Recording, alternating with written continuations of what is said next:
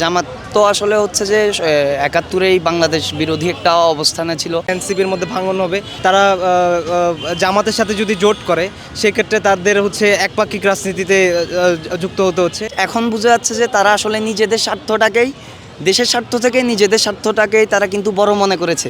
এরা তো এককভাবে করলে কিছু করতে পারবে না। আমার কথা হচ্ছে একটা সিট না পান, এই দলটা ধরে রাখলে ভবিষ্যতে এই দলটা যখন এখন আওয়ামী লীগ বড় দল হয়েছে, বিএনপি বড় দল হয়েছে, এরকম একটা দলের দিকে সংঘবদ্ধ হইতো। জামাত তো আসলে হচ্ছে যে ৭১-এই বাংলাদেশ বিরোধী একটা অবস্থানে ছিল। তারা পাকিস্তানের পক্ষে ছিল। তো বাংলাদেশের মানুষের সাথে আসলে আমি মনে করি যে এনসিপি এই জোটে যাওয়াটা বাংলাদেশের এই যে মানুষ যে স্বপ্ন দেখেছিল, যে আশা দেখেছিল, এটার সাথে তারা আসলে প্রতারণা করেছে। এনসিপি তো হচ্ছে প্রথমে ওরা যে ইচ্ছা আকাঙ্ক্ষা জনগণের মাধ্যমে জনগণকে দেখিয়েছে যে ওরা পপুলিস্ট রাজনীতি করবে, নতুন ধারার একটা রাজনীতি শুরু করবে। সেক্ষেত্রে হচ্ছে আমি মনে করি এনসিপি ওদের আকাঙ্ক্ষা যে হচ্ছে আমাদেরকে যে দেখিয়েছে ওটা পূরণ করতে পারেনি। আর এটা তো হচ্ছে এটার প্রতিফলন যে এভাবে হবে যে এনসিপির মধ্যে ভাঙন হবে, তারা জামাতের সাথে যদি জোট করে সেক্ষেত্রে তাদের হচ্ছে একপাক্ষিক রাজনীতিতে যুক্ত হতে হচ্ছে। সেজন্য আমার মনে হয় না যে তাদের এটা ঠিক হয়েছে।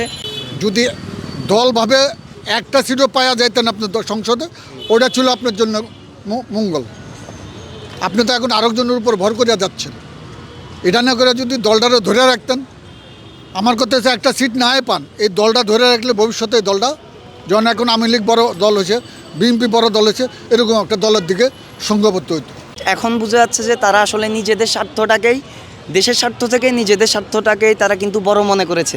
কারণ তারা লং রানের চিন্তা করেনি, তারা ইনস্ট্যান্ট রেজাল্ট দেখেছে যে আমি কিভাবে এমপি হতে পারি, কিভাবে সংসদে যাওয়া যায়। এনসিপি কোনো দলের জোটভুক্ত না হইয়া আমার কথা হচ্ছে বাংলাদেশে 300 লোক দিয়ে দাঁড়া করা যদি তারা 10টা করেও ভোট পাইতো, তাদের দলটা ধরে রাখতো, তাদের আগামীতে দলটা বড় হইতো, চাঙ্গ হইতো, ভবিষ্যৎ হইতো।